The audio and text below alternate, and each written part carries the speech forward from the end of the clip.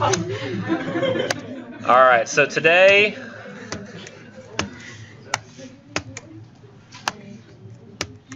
good Lord. All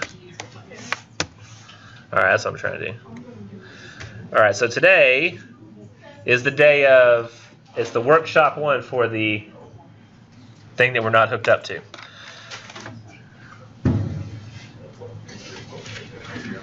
Active and collaborative group learning project. English 1301, Mr. Nichols. So this class is designed to hopefully figure out what the ideal way to do a group project would be, and then try to implement that, see if it works, and that way in the future you would have the knowledge of how to best work with groups, and also I would, so I could just design it from that way in the beginning. Some of you may have worked with groups before, some of you may have not. Has anybody not done a group project ever, like in a school, high school, any kind of thing? Okay, so it's not, maybe it hadn't happened for you. Those of you who've done group projects, has it been, who's done a group project in high school? Who's done a group project in college already? So some people worked in college already, so but not very many. Okay, so this is in many cases the first time you've had. And now, who's done a group project that's distinguished from group work in high school? Huh? Meaning like group project meaning a sustained thing you've worked on for multiple weeks, whereas group work is like everybody pair up. So who's done an actual group project where it lasted more than like one day in class? Okay, so like that. Because there is a slight distinguishing. So that's what we're going to be doing today. Now, I'll go ahead and point it out. So this is generally, I think, what people consider to be the groups. There's the one who does everything. You can see she has the pen. There's the one who pretends to contribute so he gets full credit on the group project. There's the one who makes sure he shows up and doesn't care about anything. He's just like, yeah, whatever you guys want, I'm fine with. And then there's the one who didn't know it was a group project, or he wouldn't have come to class today or ever again. We're hoping that we can do something about this general setup that seems to exist in almost all group project scenarios. Now, what do we know about group projects? So future employers want you to have experience in group projects. They'll want students who are both accustomed to and experienced with working alongside colleagues. This is an incredibly important skill to develop. Even if it doesn't go well in college, the group project that you do, like you think it was a nightmare, you will have experience with nightmares, so that the nightmares might not be so scary when you actually have to do those for pay. Does anybody work? Who works right now? Like you work a job? So quite a few. And in those jobs, I'm assuming most of you have to work with somebody.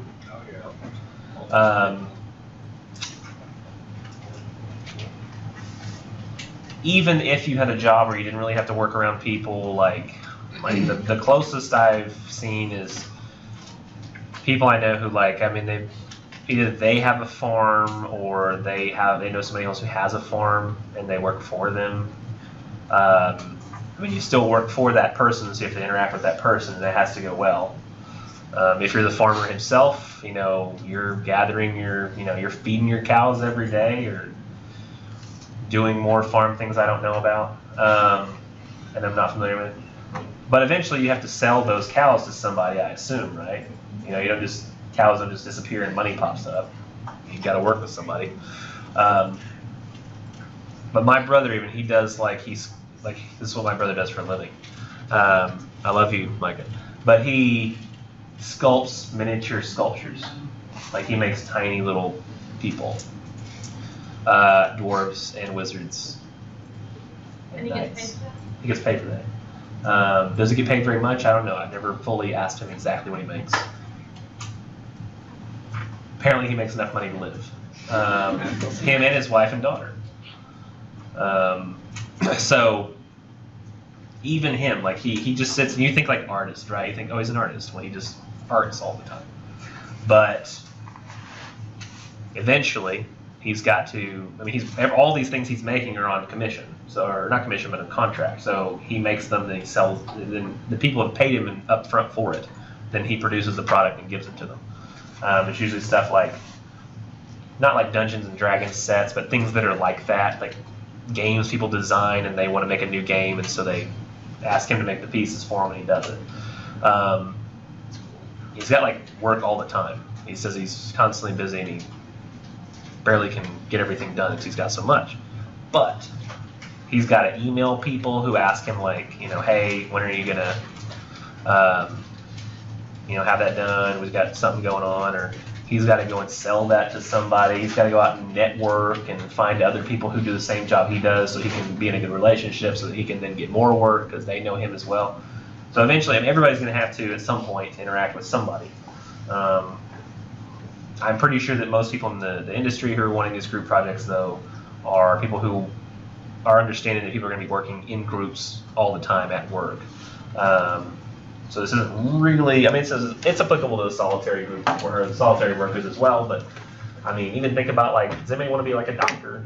Doctor? Don't want to be a doctor? No. Okay. But nurses though, right? Lots of nurses. That's like half my class. So one nurse, I guess. What are the other majors you're going into? Criminal justice. Oh, you have to be working with people all the time. Criminal justice. Well, what kind of work are you doing with criminal justice? Like game warden. Game warden. Arrest people. So police officer. You just want to skip right past the law enforcement, just get straight to the arresting. Like I don't even care what for. But I'd say that one of the biggest problems that we have probably right now in the United States, or one of the in terms of social issues, or there's on some sides we have people super trust the police, and some sides we have people who don't trust the police. So we have a lot, there's a reason for every single one of these cases. Probably there were some police officers who were hired who don't necessarily work well with others.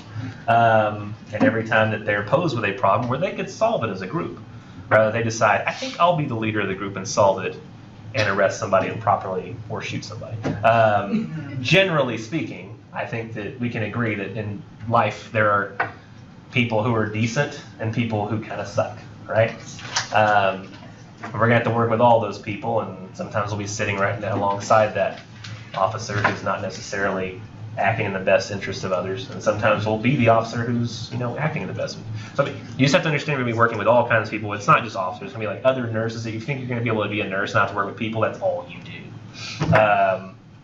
Even doctors who are like, I'm a doctor, I don't have to care about what people think. Well, my wife goes online and she chooses a doctor based on Google reviews, so if you're no good, she's not going to you because people say, this person's rude. And then that goes online, and now nobody likes you. So then sometimes you show up to their doctor's office. But anyway, so everybody wants it. Now, another thing that students themselves typically find group projects to be an incredibly easy grade. Has anybody ever felt like the hardest group grade you ever got was a group, like it was like, man, that teacher was grading hard on that group project? Does that happen a lot? Sometimes it did. Most of the students who've at least done them here have said, wow, it's really easy. When you get a group project grade, it's just super easy. But at the same time, the students who got the grade, they said they typically hate group projects with a fiery passion, mostly unrivaled in nature. People don't like working in groups. And I think I've already done this lesson, or this, I've already decided to completely change the approach that I had to this particular day after having done it with the first day class. And I think it went a lot better with the second day class. You're the third time I do this class. So you'll always get the best version of me. Lucky for you. So, by the way, Tuesday, Thursday, if you do Tuesday, Thursday classes, you're always getting the person's it's definitely going to be the last time they've done that lesson. So think about that. So if you want to take a math class, take it on a Thursday, because that time he's already done it 2 other times. And so if it's a Monday, they're like, I don't remember, how do we math? And you're like, so what I decided is originally what I had planned to do was just to ask you all what you hated about group projects. And what I discovered is that lots of people hate a lot of different things about group projects. But they have trouble channeling those feelings. They remember one thing, but then when it comes to other stuff, they don't feel open enough to. And then I also found out that some of the things that people hate about group projects are also the things that other people like about group projects. basically what I found out so far is that everybody is different, and they kind of don't like that. Everybody just wishes everybody else was the same as them, I think, from what I've seen so far. Like, people don't really like that other people's opinions are different than theirs because it causes a problem, or that people don't have the exact same schedule, or all kinds of different stuff.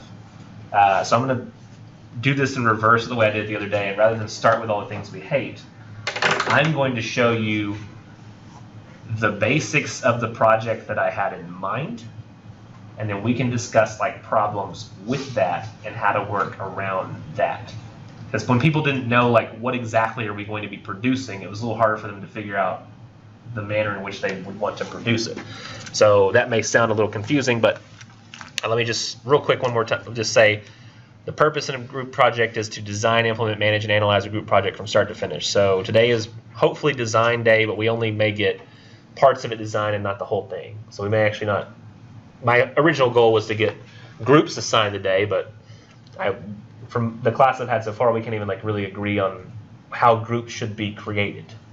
But the goal is to arrive at the ideal group project that satisfies teacher requirements for quality group interaction, students' desires for fair, quality, manageable interaction as well. Because I think that's one of the big problems people have, are they're difficult to manage. You feel like the quality of work you create is not great, and then you feel like you're generally not assessed in a fair way. So I'm gonna try to figure that out.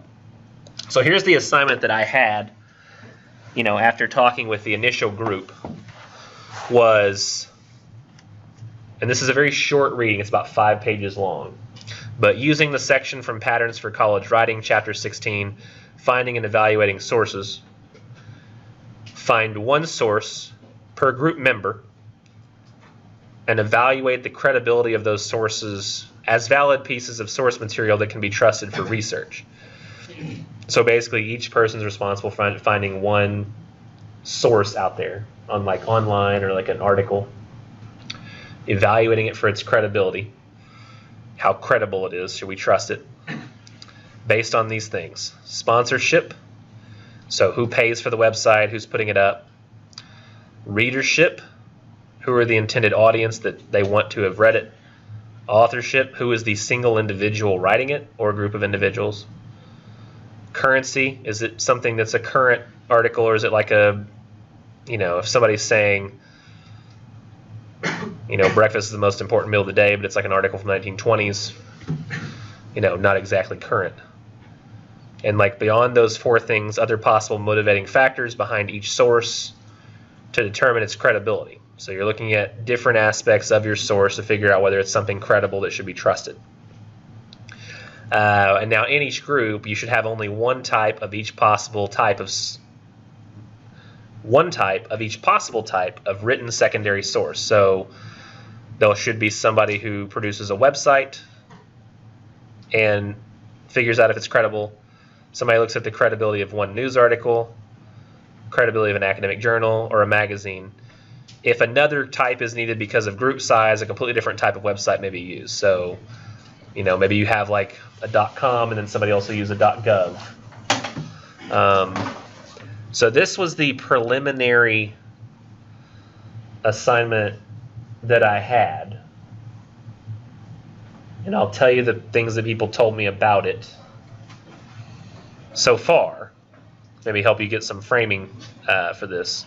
Is some people said, well, this just sounds like we're all grouping up to do individual projects. And that is true. But somebody made a suggestion, like I'll show you them. You don't have to really write this down. If this is the assignment, then I will end up producing a printed copy of it. Not printed, but like, written up like my essay assignment sheets are. And so people were asking, I was asking like, well, what about the produced product? What is this? An apostrophe? That's weird. That's just really bothering me. I get rid of that. Okay. Did it go away? That's fine. I'll bring it back. Unplug. Replug. Magic.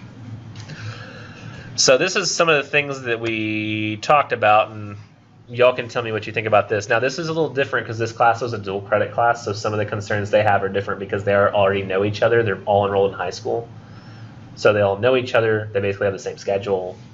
So I realize that's going to change some things with you guys because just about everybody in this class has completely different schedules. And nobody knows each other. So their concerns might be different than yours. So we talked about, should it be a group essay or a group PowerPoint? And they basically all hated the idea of all having to work together to make an essay because they assumed that one person would end up just writing the whole damn essay. So who thinks PowerPoint would be better, like some sort of presentation slide thing? I'm not even going to ask the other question because that's everybody. There might have been like 10 people who didn't think that. So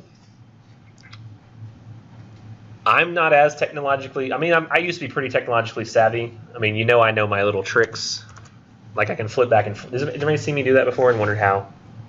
I should honestly explain. If you hold Alt on your computer and you hit Tab, it brings up every window you have open on your computer and you can flip between them by hitting Tab, Tab, Tab. If you want to go back a window, you go Shift Tab. But as long as you hold Alt, all these things are here and I can flip to whichever one I want. So whenever you see this pop up in class, that's what I'm doing. So I do have some technological savvy, but I don't use a whole lot of different tools. I'm just good at the tools that I use. And my students told me, well, I said, but some people might not have PowerPoint. And they said, well, then just Google Slides. And I was like, excuse me? I didn't know what that was. They said Google Slides. And I was like, is that like Google Docs? And they were like, yeah, it's like PowerPoint for Google. It's like Google for PowerPoint. And is that, if y'all use, some of you use, who's used Google Slides before? So not a lot of people, but some. Has anybody used Google Docs before? Yes. Okay, a few more have used Google Docs. Somebody used Microsoft Word before? Just about everybody's had to probably use it like in high school or something. So it's been used. Google Docs is similar, just not as robust. You can't do quite as many things. I think because it's web-based. And apparently Google Slides is just like the PowerPoint version of that, where you can make PowerPoint slides on Google like you would with Google Docs. The students told me there was some advantages that I had not known, which I think I've heard this stuff, but I haven't used it before. Which is with Google Slides, you could essentially, as long as you have everybody's email, somebody could like create the slide presentation or something, just basic creation, and then email each one of the members, and so they now have a link where they can come and edit the document. Is that correct? Yes, you can do it at the same time. Edit it at the same time. Yeah, you can like watch them on your computer changing stuff. Like magic. Yeah. So it's just like, oh, you have like a friend over, and they're like, woo, like you're just like, look what I'm doing. They're like, how are you doing this? I'm sorry. It's like dating me. Like I'm just like, wow. Like, I'm just amazed. Oh, I'm so old. I'm just amazed at anything.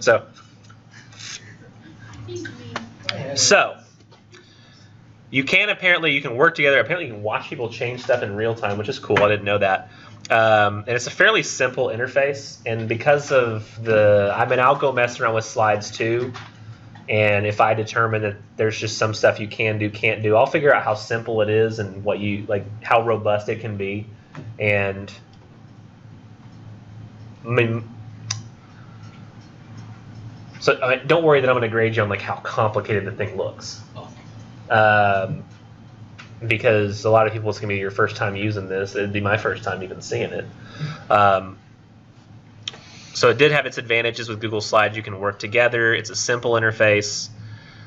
Groups can make changes. I put in the note that also could be a problem of sabotage, which hopefully you'd all be responsible adults and not want to sabotage others. But you could be like, but I think they told me even that it tracks changes.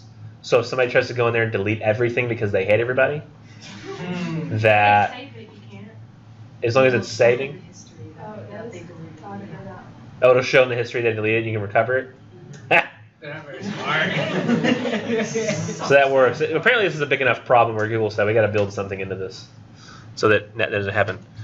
And then probably on my end, what I'd need is that at the end, and I could show you how to do this once I figure this whole thing out. Bless you. You can export to PowerPoint, like you can export it to a PowerPoint file so that then you can upload it to Blackboard, and then I can grade it, and then things could be submitted to Blackboard once the group is done.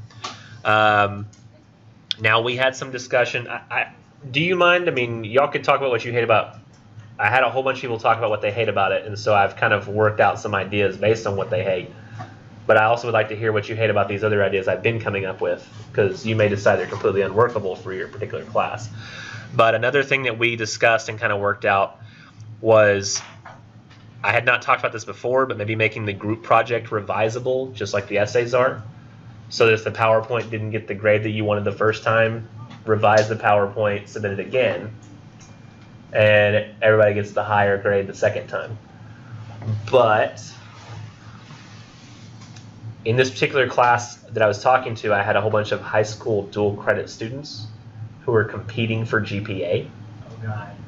Now, with people who are competing for GPA, they understand like they have to do a group project, that's a college thing. But they were like, maybe I can make this option available to you too, depending on how much you like others. But I'm gonna stand up. They said, in fact, I haven't been typing anything. I'm gonna stand up the whole time. I hate sitting. Unless I'm at home in my spot. I like my spot. I sound like a cat. So they wanted it to be, and I talked to this, I said, hey, what about this, where individuals could revise the group project? Like, for example, you might have some people who disagree on what the thing should look like, and then whoever's the more dominant individual ends up making it basically look the way they want it to look. And the whole time you're sitting there going, I don't like this. I don't like this at all. I don't like it. And the grade comes back and it's like 76, 80, and you're like, I knew it. I knew I didn't like it.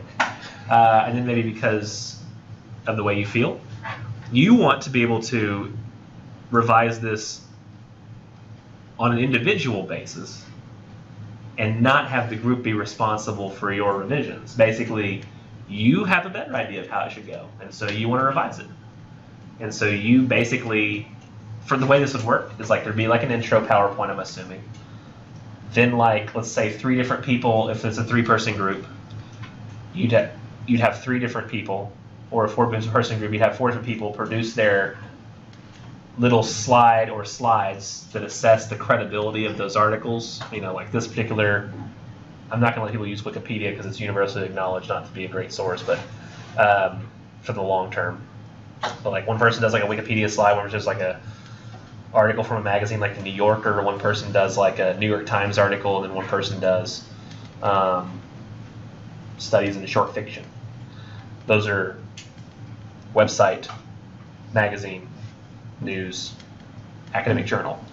And then once those are done, there was a concluding slide. And you may decide, I don't like the way the other 3 people put theirs together.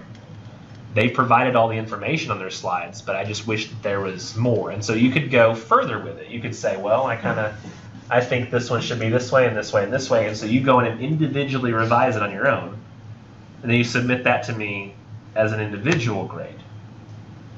And then I will give you an individual revision on that. So like, for example, you get a 76, 80 and your whole group, they go, you said, let's revise this as a group.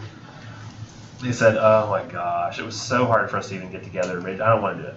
And so nobody wants to do it. And you're like, okay.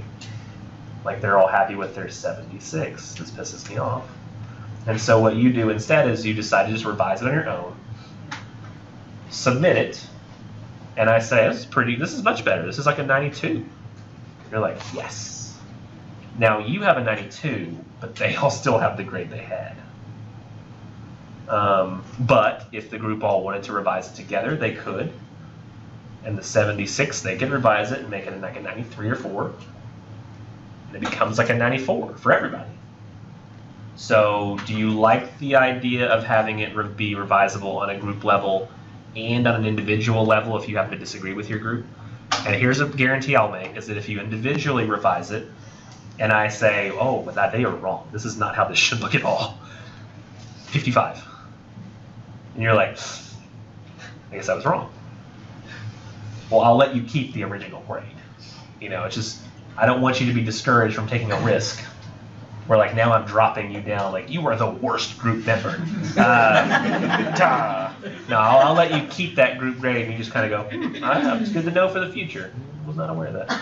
So do you like the idea of it being revised both as a group and individually? Yes. I hear a lot of chiming in. Who wants only one type of revision possible? Who likes more than one option? All right, sounds good. So that works. So apparently, even though you're not all in competition with each other for a GPA, you still like the idea of being able to compete with each other.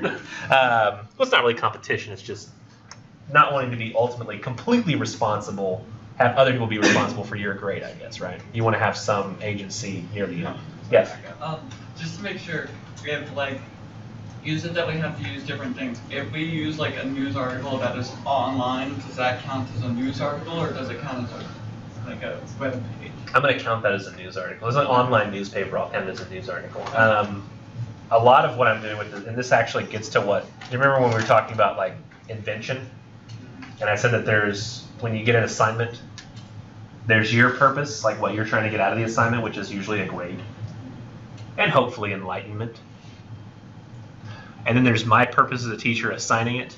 My purpose is to help you realize that just about nothing out there that you can find on a Google search is going to be really that credible.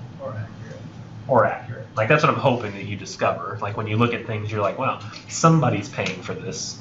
Somebody's writing this, and it's just, you know, a journalist. Somebody's producing this website and paying money for it and putting advertising on it. And so you'll kind of discover that, Nichols, we need you to tell us where we can find credible information, which I will do when we get to the research paper and the essay 3. But that's my purpose, is to hopefully you all realize that most of what is out there is terrible. So, yes, it's going to be a bunch of online sources, totally, and probably you'll find them through Google, and that's fine. And news, there are online newspapers, online magazines. Like there's a magazine called The Atlantic. You can find the articles online, but it's technically still a print magazine. I think you'd even call Time a magazine, even though it only exists now on, or which one's the one that only exists online? Is it Newsweek or? It's Newsweek. It is Newsweek? I mean, a few years back they were like, well, we're no longer a print source. We're not going to produce anymore. I think it was, yeah. I could be thinking of another one too. There's Newsweek and something else, I think. But I can't remember what it is. Yes? Oh, okay. Oh, somebody. I forgot what I was going to ask. Oh, okay. So it was you, just, it's gone. Now one of the key things about the group thing is they do want an outside of class meeting. So that people would have to meet one time outside of the classroom. This was a lot easier for me to figure out with dual credit high school students. They all show up at 8, they stay till like 3. Most of them are in band. They're like, hey, you want to do this after band? Sure. Or before band? Sure. But with all of you, completely different schedules, walks of life, number of children, all kinds of stuff. Does anybody work at the same place of employment as each other in the room? Yeah, that was the closest I possibly had. I was like, it's not a lot of similarities here. Like we're all leading different lives. So I started putting things like, it would really kind of be preferable if people were sort of grouped by location. So if you all live in Greenville, that would be nice. If, for example, you all live in Roy City, that might be nice. To at least consider those things, you know, when I'm making groups. Schedule, maybe even more preferable, because here's the thing, they don't want you meeting in this class, because if we have in class, that's in class. Nor would it be kind of a cheat too if I said, everybody have your group meetings now, but it was during class and I just had you go out somewhere and do that. It's kind of like a cheat. Like you're not really meeting outside of class, you're meeting in class just outside of class, like out by the tree. You're like, it's a nice day, let's meet out by the tree, which you can still do, just not during class time. It'd be great if we could do these group meetings like in the next couple of weeks. This is nice outside. But it'd be group by schedule would be preferable, right? For example, like if everybody did not have a class right after this in the room, like you wouldn't want to be like, well, I've got a class at 1, I always go get lunch. But somebody doesn't have a class at 1 and they were hoping to meet at 12:15, but you're like, but I get lunch every day at that time. I have to eat before my 1 o'clock class, which lasts like 3. It pisses me off and I don't get to eat. You're okay. And so everybody's trying to figure out like how to work with somebody else. So that would be a preferable thing if somehow location and schedule would be considered. Organization involvement, not really involvement here. I was talking about things like band, which y'all aren't in. Now, I asked, and here I might ask you just as a preliminary idea, who would like to be in charge of making their own groups? Your what? Making your own groups. Like you choose who you work with. Some yes, some no. Who wants me to choose who you work with? Who has no idea?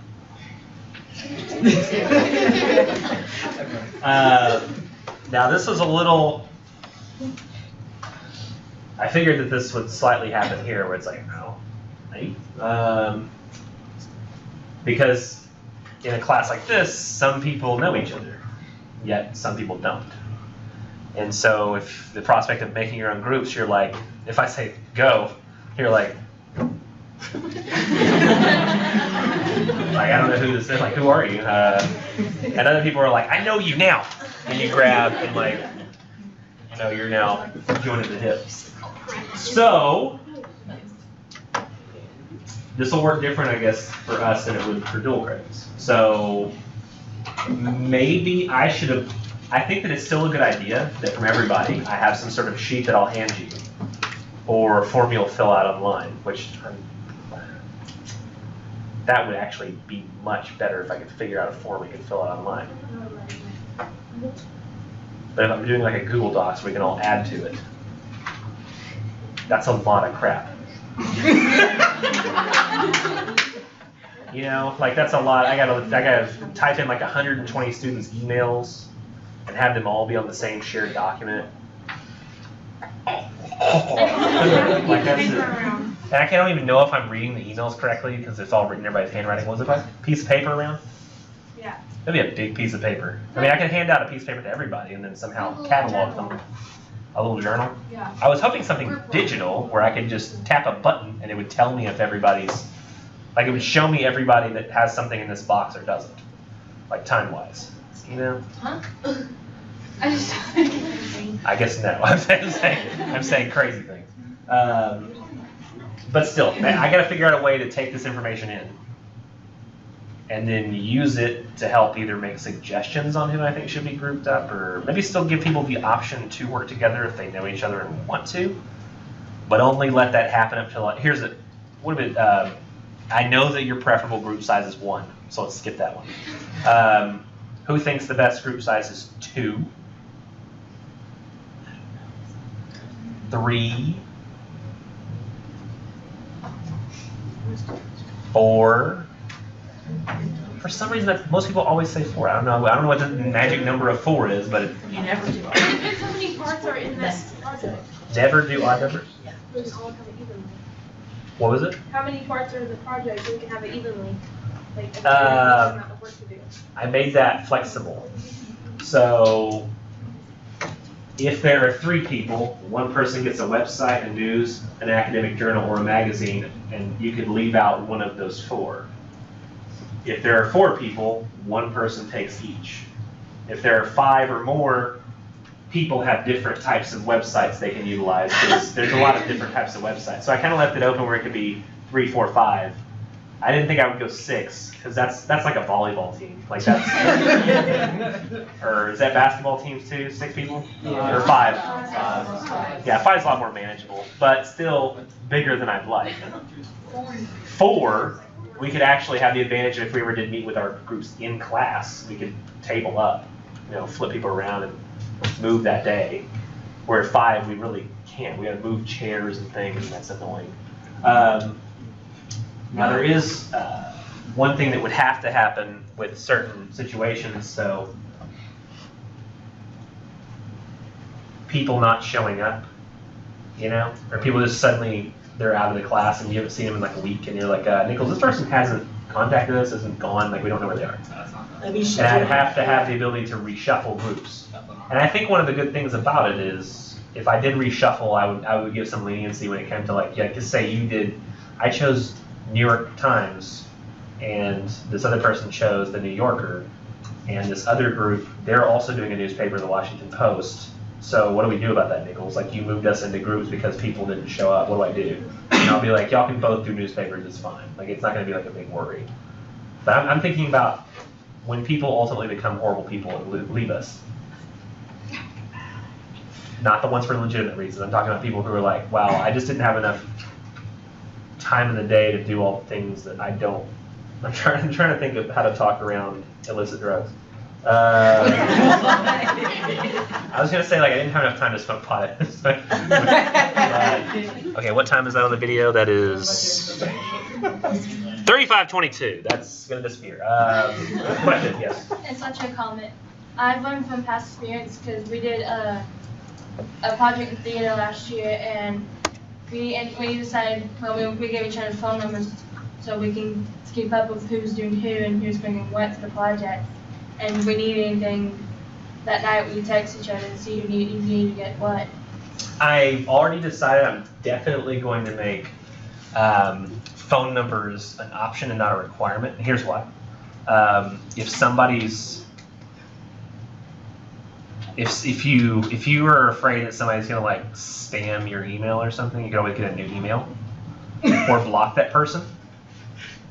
If you get put in a group with somebody that makes you uncomfortable, they now have your phone number, and it's very difficult. I mean, you can change phone numbers, but correct me if I'm wrong. If you get a new number, that's like your life is hell. Like, I mean, you have to go and call every single company that you have a relationship with. You know, I got to, like, I don't know if Netflix has my number, but, you know, like other, like, banks and all that kind of thing. You got to change your number with them because every time they try to call you now, it's not going to work. It's incredibly hard. So I was thinking emails could be blocked. Other things can't, so that's probably, yes. There's an app called Band where people from all around the world can communicate very easily and set up schedules for any kind of event. It's free and easy to download on whether you use an iPhone or an Android. I totally believe that. Which was the word you, I think you said No storage. magic word, yeah, storage. I found this out in previous classes. I was like, everybody download this app called Socrative, and it's like, it's nothing. It's like 10 megabytes. And I was like, download this app and we can talk things out in class on the board.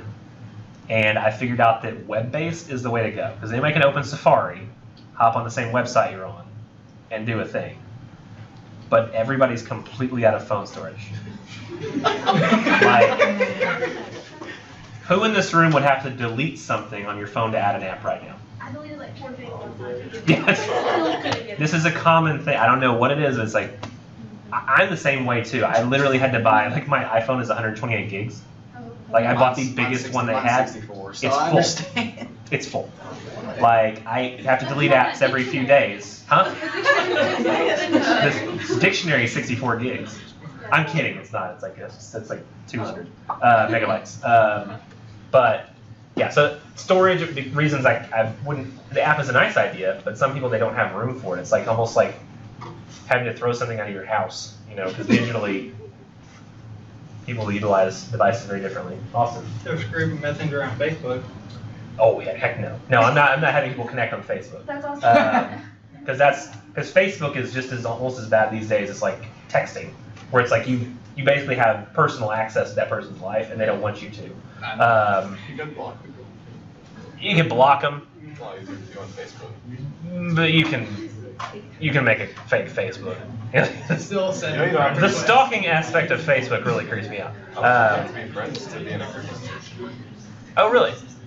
I'm not familiar enough with that, and I don't know. I still feel we've been told as teachers to stay away from Facebook and using it with classes, if at all possible. If you have a teacher who does a lot of communication using Facebook, might subtly tell them with actual words that come out of your mouth, probably shouldn't do that,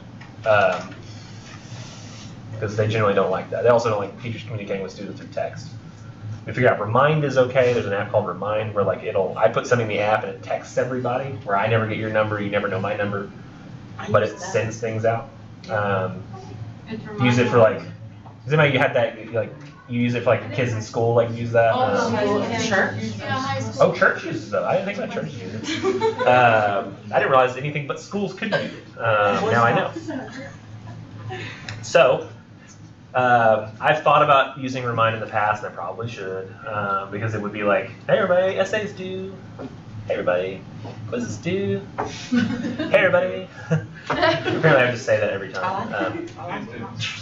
It's nice because like just about everybody has their text set to alert them. Whereas like with my messenger, I got so many messenger stuff happening all the time. I just turned off notifications because I didn't want to see it anymore. It's just too much crap. Whereas not nobody texts me. So if I get a text, I'm like, oh, it's my wife. You know, I know exactly who it is. Sounds like me. I'm actually thinking about banning my daughter's school's texting because it's like, listen to this message. Okay. Attention, 7th grade football boys. Remember tonight to bring your bag of nachos for the... Like, my daughter's not even a 7th grader. She's not a boy. And I'm like, why am I getting these? So, I'm going to probably stay away from texting. Remind, I might use, but it's going to be more like for me, and I don't know if it works for on an individual level as well. I don't know that now. It could. Can you set up small remind groups with like, each one of your groups has a remind group where nobody knows each other's text number, but it could text people for you when you just subscribe to it. But then the person who's in charge of the remind knows all the numbers. Yeah. Because I did that the other day with like one of the teachers at school with my daughter. Like she said, "Hey, everybody put your stuff on remind," and I was like, "Did it?" And then she had my number there. I hopefully can trust this teacher. But if she's like, you know. Everybody, take a look at this spam. Like, if you don't send this to like 15 people, you die. And I'm like, okay.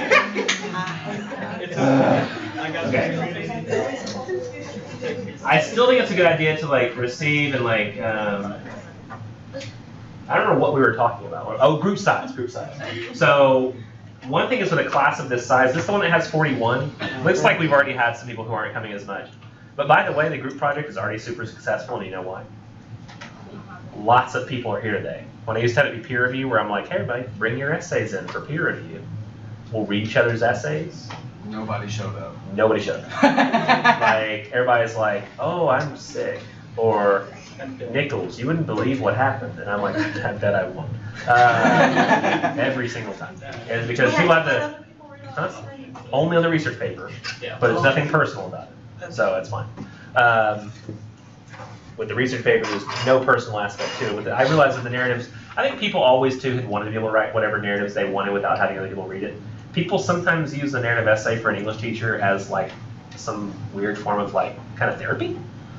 Where like, I've always wanted to talk about this and never had a place to, and now I can. Nichols, read this. But when there's other students reading it, everybody's like, I don't know what I want to say.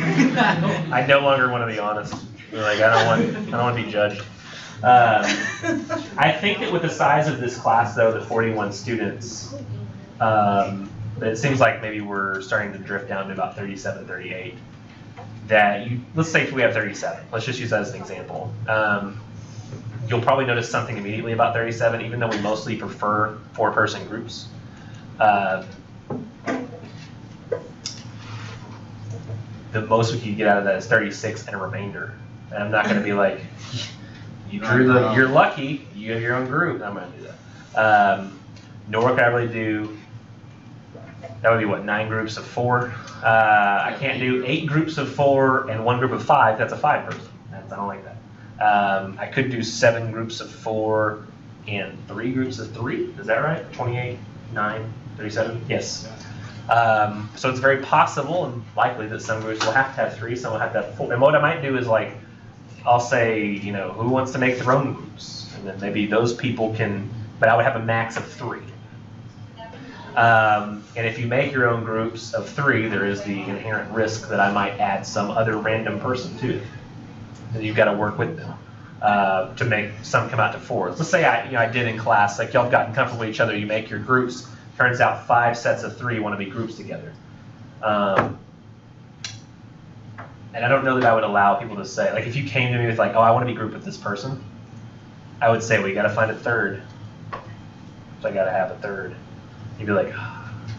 So that way it'll like put some, pressure on you to like come up with 3 total. That way you don't have any problem. But so I've got to at least have some groups of 4, some groups of 3, I think, to make the numbers work out and have people not be left behind. And then if we had 2, we're probably going to have some people who, disappear, as always happens through the course of a semester. Not very many. Maybe 1 or 2 will stop coming. But don't be that 1 or 2. None of you.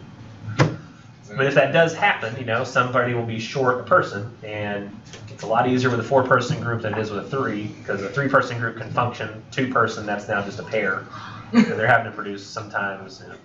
But I'll try to shuffle them into another group if that's the case. But I mean, I don't know what those problems will be yet. I haven't seen those, so I can only guess.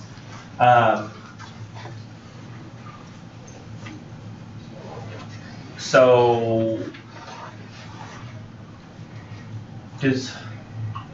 that's what I wonder. Is I know what people want options. So people want options to choose their own groups, but also people want to have the groups chosen for them, sort of. Not so much you want your groups chosen for you, but you don't feel like taking on the pressure of having to choose your own group. Now, because of that, some people would like, I guess, to choose. Then if I add another person to you, I will. But if I don't, I don't. Does that sound okay? I mean, who has complete problems with that and like, I need to fix that? Have I come up with a universal solution? It's Philly. As long as I keep adding options, it seems like it works. It's like, revise? How about revise this group? Oh, about revise this group? As long as I keep adding options. But then I noticed my assignment page that I'm probably having to come up with in my head is becoming like 4 pages long. Let's see. Letting people choose 3, not the full 4. Make a reserve right tag anyone to 3-person group to make it 4. Nobody's allowed to groan about it. I would give group choice preference, meaning I would give you the preference for the people you want to be in the group. Even if like I was mostly making the decision for you, I would let you have preference on group choice. But if you don't choose your own group, I'm not going to let anybody say, we will not work with this person unless there's like marked legal history that you can show me. Like, I know you can't tell this in class, but this is my baby daddy. We should not be working together. There could be murder. And I was like, okay, well, that's a good reason. But don't just make up baby daddies just so you don't have to work together, okay? He's my baby daddy. Really? And I go to him, you're her baby daddy? And this is an interesting conversation we'd all be having together. You're her baby daddy? It's like, I've never even met her. I don't know who she is. Listen, he just smells. I was like, well, no, that's not a good reason. Now you have to work together. You have to sit close. No, I wouldn't make you sit close. You can sit as far away as you need to, within reason. I think with the outside of class group meetings, that's why I was asking about like group sizes and stuff. Because here's a question I have, and pretty soon, probably in the next 3 or 4 minutes, I'm going to move on, and we'll have to table this discussion for today and continue another time. And so we're not going to completely make the groups today and then like start, because we don't have enough considerations and all those sorts of things. But this class has, with the outside class group meeting, much different concerns. So, because it's a lot harder, I think, with work people who don't have similar schedules than you. Have y'all ever heard of the online garage sales? Y'all heard of this? Yeah. And Craigslist, of course. I think that some certain towns have started having like, what do they call it? They're like, they've had like online garage sale spaces where you like go and like do your transaction. Because online garage sale, you can totally say like, oh, come onto my house, I live here, and you can just buy the jacket there. And then I haven't heard of this happening. I'm sure it has, but I haven't heard of anybody like coming to somebody's house and being like, sure, I'll buy the jacket. How much? $5. Okay. And you show up at the house and they don't want the jacket, they just want to kill you. I haven't heard of that happening. But in certain towns, they have like actual transaction places for like online garage sale and Craigslist, and they're like usually near a police station. I don't know that I necessarily want us to like meet at police stations, because that's going to be. Starbucks. It'd have to be like a public place. I mean, see, here's the. I don't know. Like, I really don't know that I want people meeting at private residences. Like, if you all worked out, like, oh yeah, everybody just come to my house. I know you probably like somebody wants to make snacks and make friends. But the problem with that is, what if you walk in the house? Like here. Who loves their cat? Who has cats in the house? I want a cat. I couldn't come to your house. I would die. I can't breathe in cat dander or my throat closes up. And if I didn't know ahead of time you had a cat, generally speaking, there aren't going to be that many allergens at a public location. My suggestion, of course, would be public spaces that are, appropriate for group work. Things like probably libraries. Yeah. That way you can't yell at each other. The librarian yells at you, but you can still discuss. They also have computers, usually, and access to internet. The best place, of course, would probably be this place here. Is if you could, meet at this location. Are there other people? Do people have ideas for good meeting locations outside of class that aren't here or like a library? Panera, it has free Wi-Fi. There's lots of places that have like free Wi-Fi, but there's some considerations with like stores. Like a library, nobody's gonna be like, who the hell is coming into my place trying to like get educational things done? Whereas at like a Panera Bread, they're like, we're a brand new restaurant. We got free Wi-Fi. We want people to buy our $8 sandwiches. Come on in. I'm talking like an $8 like peanut butter and jelly on white. Like it's not peanut butter and jelly. Did you work at Panera Bread? That's what I figured. So, by the way, purpose. She's trying to get customers. I'm sorry. I can't pay $10 for a sandwich. That was 8. Can't do it. It just got more expensive, like since I've been standing here. But my thing about that is customers, or companies have considerations, like they want customers. So what they want is if you come in there and you sit and you're just sitting there not buying anything, that would piss me off. I used to work at Hastings and people would come in all the time to just read our books, which is nice, but that's what libraries are for, not bookstores where they're going and handling with your greasy hands our brand new books that people want to buy. Now they don't anymore because, there's this big old dark line where the thumb would go across the whole book and the book's bent backwards. And I was like, yep, it's a brand new book until somebody read it in our big comfy chairs we had. So these are things I never said out loud. But if you can think of any more like public spaces that are friendly to groups of people or people sitting and trying to get things done, yes? Why not a park though? Parks are outside, and if people have laptops trying to work on a PowerPoint presentation and no access to internet, I think that would be a little bit difficult. Since everything sounds like with the finding the articles, putting it on the Google Slides, it seems like it'd be internet related. So really, the libraries probably. The library is the best place I can think of. Library or school campuses. A&M Commerce, if you lived in the Commerce area, would also probably be a good place to meet. And they have a big library too, a huge library. They actually have private sections for if you go to a group that have walls around it too, to help you know your own. They do. Do you have to be a student for that? Like swipe a card? I have access, so I don't know. You're a student, so you have access? My girlfriend is. Girlfriend's a student, so you have access? Oh, so that's something you could utilize in the Commerce area. If you had other people who are in Commerce, do you live in Commerce? No, oh, you just know that you can get there. Okay. I just know some people may live in Commerce or live in between. Yeah, I'll have to work out that, I guess, when we're comparing like things like locations where we are, and so because I mean, if we have 4 people who are in Roy City, they could all be at like the Roy City Library. Do they have one of those? Yeah. Yeah. So that could be a thing. So I got to work out. Maybe I should just do like a geographical survey where I'm going around and like looking at all the libraries in different towns. This is actually going to be very educational for me. So we'll stop there, not for the class. Don't gather things. At least you specify. Usually if I say the word stop, everybody's like, run. So I've got some things to think about here, and I think we're doing some good work on like what makes a good group assignment. Seems like all the stuff we've come out with so far is positive, right? We're still just trying to work out how do we have outside of class group meetings that aren't terrifying and don't result in businesses saying, could you please leave? You're not buying any coffee. You just sit here on your computers yelling at each other. I wanted to show everybody because I've had a few emails about it. Even this morning I've had emails about it. I wanted to show you how to submit your essay. Additionally, I want to show you how to format that essay. So when you get into our course, I meant to log out so I could show you this again, but this is on the Blackboard, or this is on the, what the heck did I just do? So, if I do that high contrast, does that mean it turns dark? I don't want to mess with it. I'm afraid. So student ID number, 8-digit birth date. I want you to keep in mind I did say student ID number and 8-digit birth date, not Dragon Mail username. Like those are different, way different. Log in here. And once you're in here, go to our course, English 1301. I should mention some of you might see, and you may have seen, you don't have to point it out to anybody, because not everybody has this. You may have seen you also have a course called NCBI 0004. If that's the case, there's little exercises you need to do, and it takes about 4 hours, I think, of work to get them all done. But those all have to be done by like halfway through the semester. It's not part of my assignment for this class. You were literally in another class. You just maybe didn't notice on your schedule. So if you have a class called NCBI 004, it's all online. Just go do it. It takes very little time. Make sure that gets done by like mid-October.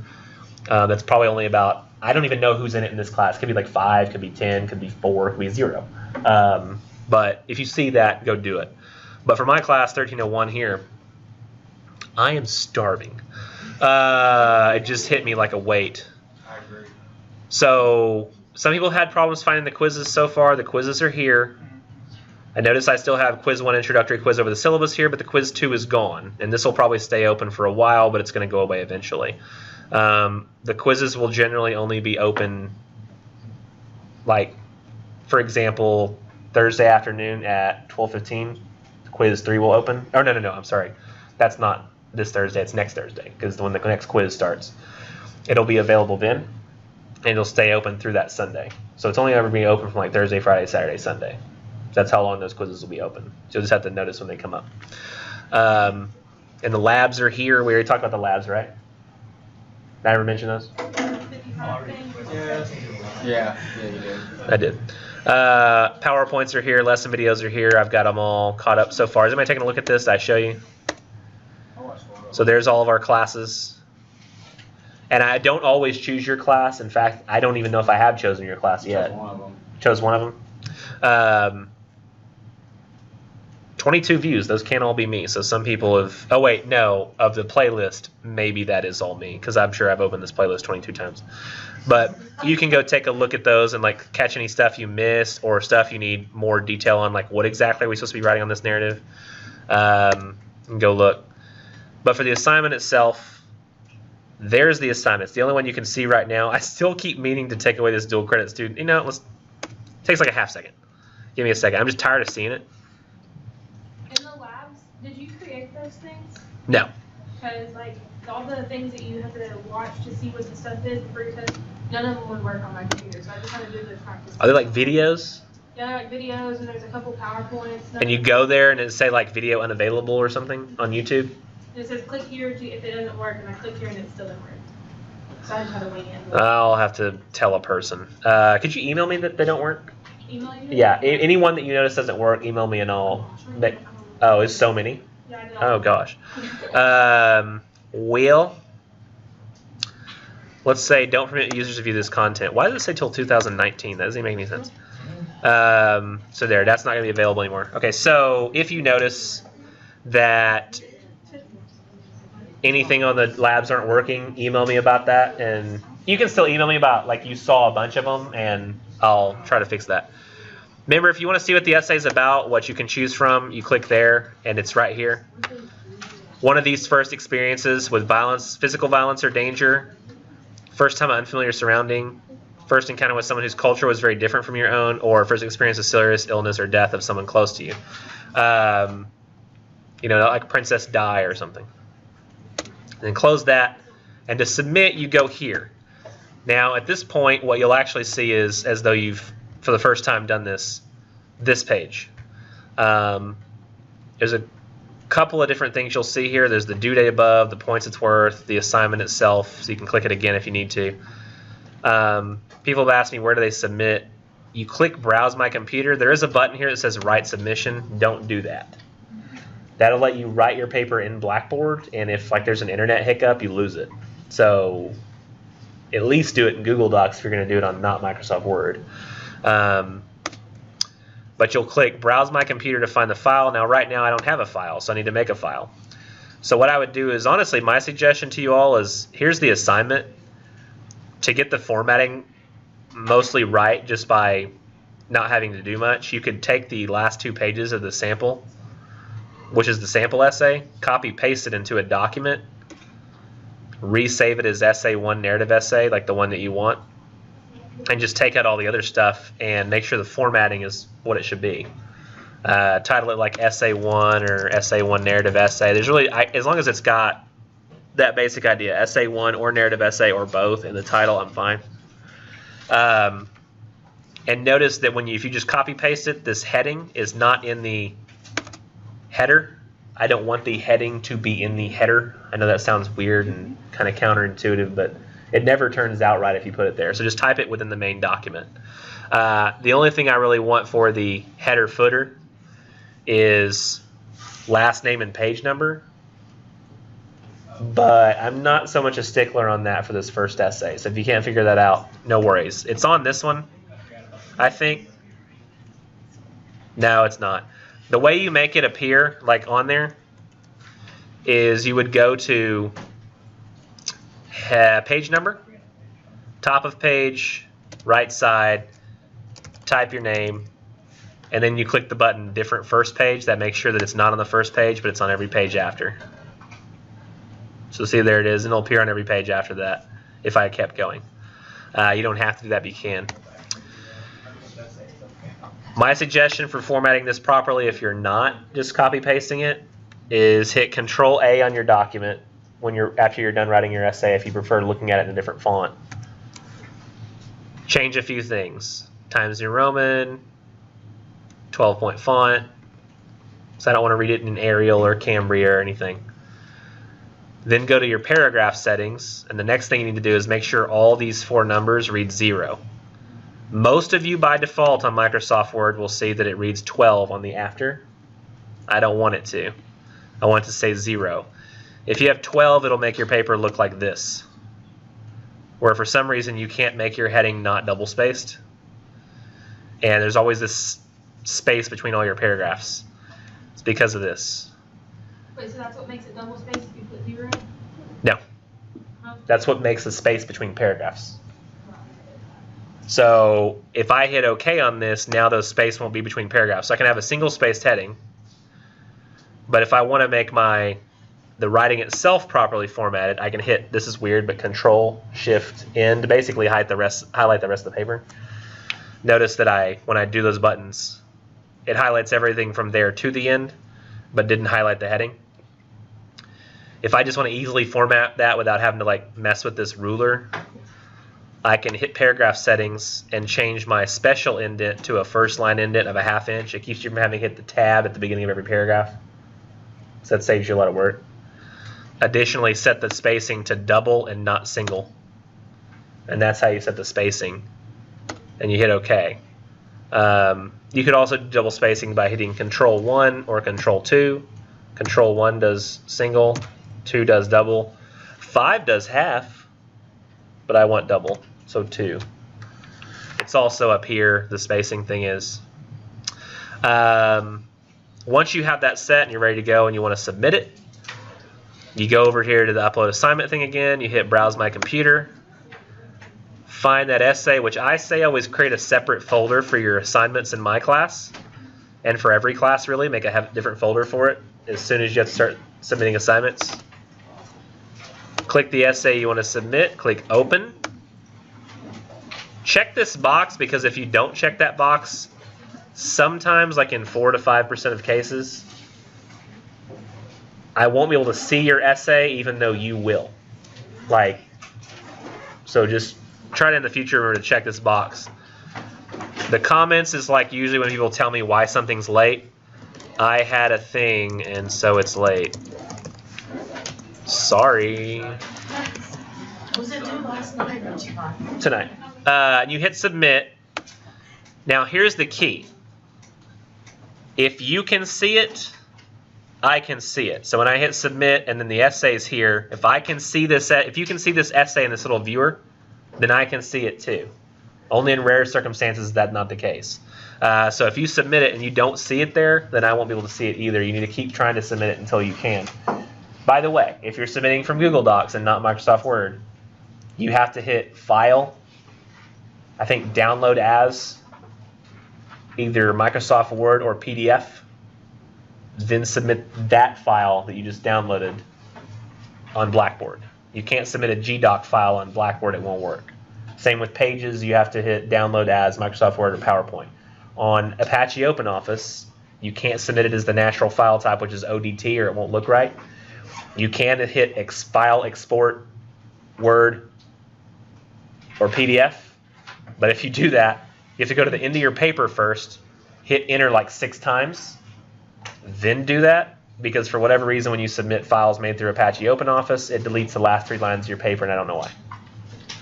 So those are some suggestions. That's how you submit. Submit any questions. You can stay after class if you have questions. If not, y'all have a great weekend. Or not weekend. We're coming to class on Thursday. Submit your essay is what I meant to say. We'll work on trying to figure out how to make these groups right in the future.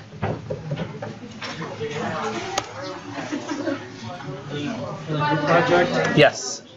Use Google Scholar. I don't know if you were going to allow it, because I was going to say.